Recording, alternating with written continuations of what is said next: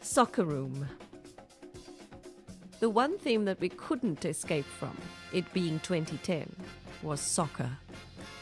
Probably because the curatorial team was not filled with those passionate about sport, the view of soccer which was represented in this exhibition is not triumphant or excited, but instead is rather cynical.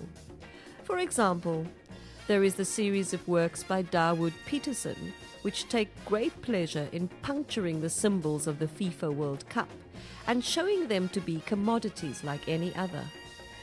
He makes a tacky-looking trophy out of wood and dripping gold paint, titled the Hong Kong World Cup Trophy, and adds high heels and animal hide to soccer boots to camp them up, and calls it the Jimmy Choo Golden Boot Award.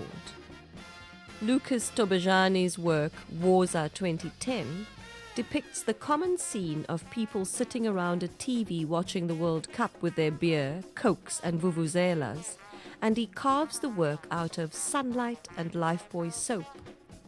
He talks about this unusual use of materials and asks if the World Cup will be like washing our hands with soap. The foam just washes away, leaving no long-term benefits. So the material speaks eloquently to the message behind the work, but also to all our senses, as the smell of sunlight and Lifebuoy are so evocative of South Africa and everyday life in the country, which is being turned upside down by the World Cup, with seemingly little to be gained in return. Bruno Brinkat asks a similar question about tourists visiting the country for the World Cup.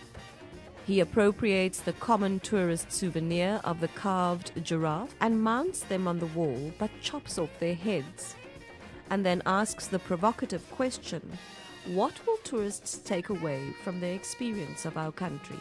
His headless giraffes suggest that he thinks it won't be a nuanced view of the country, but empty and broken stereotypes.